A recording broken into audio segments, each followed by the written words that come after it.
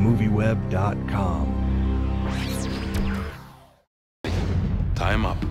Think he has a handicap? No. The other guy has a handicap if he cannot control himself. Breathe. You know the escape. Breathe. There's always an escape. Your check bounced. My check? The martial arts supply. I can't make the rent. You have no cash. There's one rule. Put the other guy down. Just calm down. I'm calm, man. I'm calm. You calm down. Just wanna have a drink. Now, I gotta ask you, what is scarier, wearing a dress on screen or fighting David Mamet in the ring? That's a tough question. It's really about neck and neck, I think. It's really close. I think the dress might just have it, but it's tough. Did you get to go up against any of the other actors in this when they were practicing? No, just, you know, from time to time, John Machado, and, you know, we were training together a lot. But no, I went up with David. That was the thing. We actually, one day we decided, you know, to kick off the shoes and get on the mat and see what happens. No, they didn't make you get in the ring with Randy Couture? No, they didn't, no, no. Because that guy's a little scary, Yeah, isn't that he? would have been worrying, I think, yeah. We have a deal or we don't have a deal. We got a deal. What good's a deal if nobody's making any money? Ricardo won't do it. What, he's too pure? What, it's not elegant, that elegant life he lives? How long's that gonna last? Answer me that. Or is Lex gonna do it? If he did this, he'll do anything.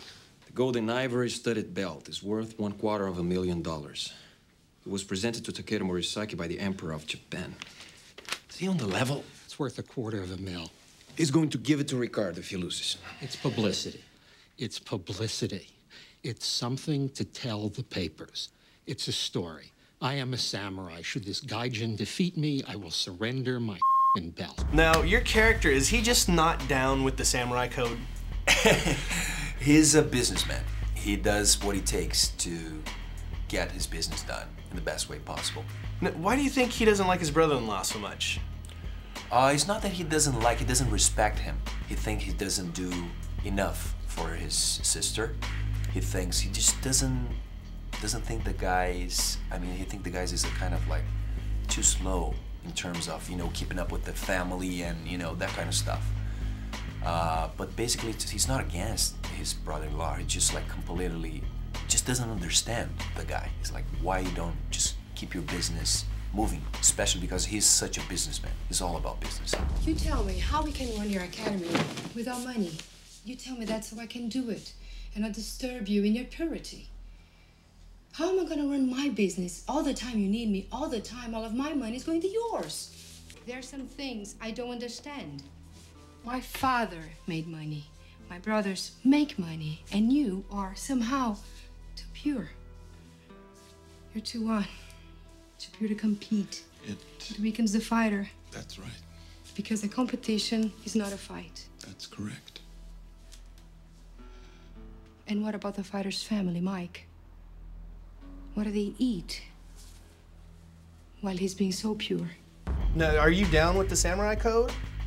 No, but I do understand it. I do respect him, but my character was in a different thing.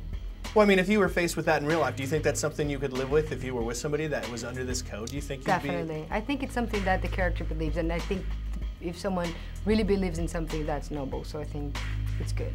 You have an energy with your brothers on screen we never see with them. Why do you think she's kind of staying away from these guys? I don't know. I think it was a choice that David did. I think he didn't want it to have the conspiracy being shot, but just the idea of it, but not having that in the movie, which was bad because I ended up not having the chance to act with Rodrigo Santoro, which is it's another Brazilian actor that I really admire, but it was just, I think it was his option of it. And also just to separate, so it's not, you know, you don't know what's happening, and at the end, you understand what happened.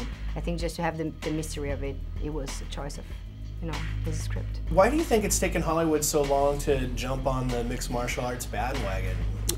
I think it's taken everybody a little while to kind of warm up to the sport. They thought it was too brutal, it's human cockfighting, all the things we've heard over the years, and I think that the landscape has changed in recent years because people realized we're not crazy, we're not thugs, we're very disciplined, we train hard.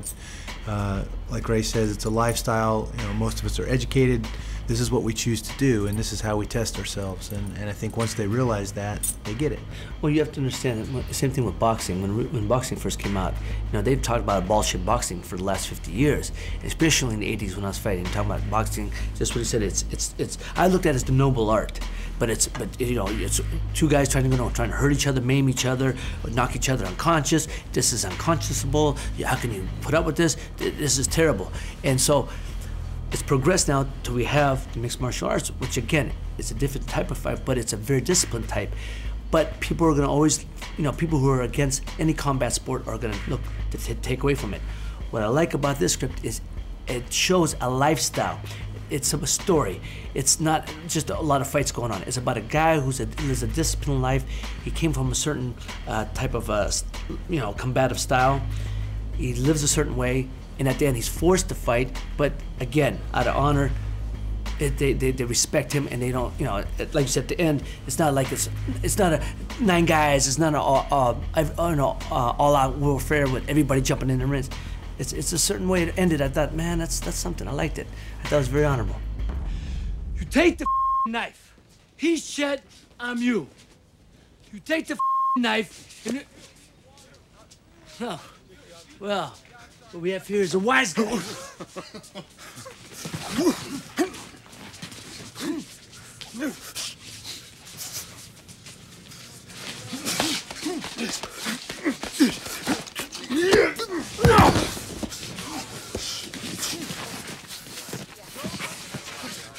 Do you have a backdoor plan for when somebody in a bar sees you and they decide, oh, this guy thinks he can take Tim Allen, now I'm going to take him down? Yeah, I actually don't have a backdoor plan for that, so we'll see what happens. Maybe just the back door. That'll probably be it. Well, did you learn how to not throw a punch but keep the fight in your favor? Well, yeah, I mean, I learned a lot about Brazilian Jiu-Jitsu, but, you know, I guess, I don't know how much of that I could put into practice, you know, on any given day. But the in a brawl, I could try, you know. But if somebody approached me with the correct sequence of moves, I could probably hurt them. Yeah. You think so? Yeah, but they'd have to approach me with literally the correct sequence. You know, I couldn't do it out of sequence. Oh, you mean the choreographed move so if I learned that choreographed move and saw you in a bar just to test you out, yeah, that would be great. Yeah. There is no situation you could not escape. You know the escape.